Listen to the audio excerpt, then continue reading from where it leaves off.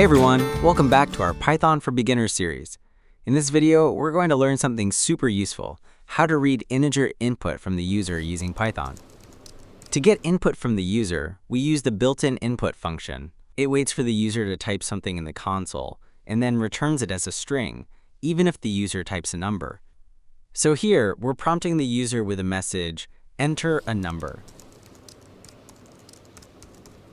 And whatever they type gets stored in a variable called input_string. But wait, our goal is to get an actual integer, not a string. That's where the int function comes in. It's a built-in function in Python that converts a string containing digits into an integer. Pass the input_string as argument to the int function, and it returns an integer that is converted from the given input string. Let us store the returned integer value in a variable, input_number, and print the input_number to the output using a print statement. Input_number holds the actual user input as an integer, and we can use it in calculations. We can add and subtract values to show that it's now a number we can work with. Let us print the result when the input number is added with 10. And when subtracted with 5. Run the program.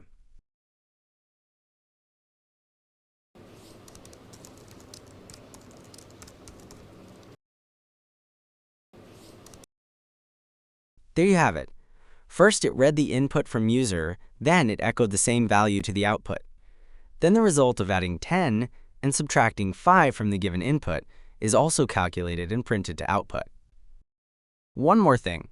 Generally, when we would like to read an integer from user, we use int and input functions in a single line like this. We pass the string value returned by input function directly to int function without any variables like input_string.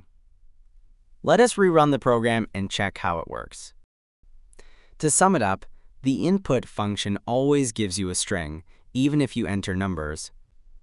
So if you need an integer, use the int function to convert that string to a number you can actually work with. If this video helped you understand how to read numbers from users, give it a like, subscribe for more beginner Python topics.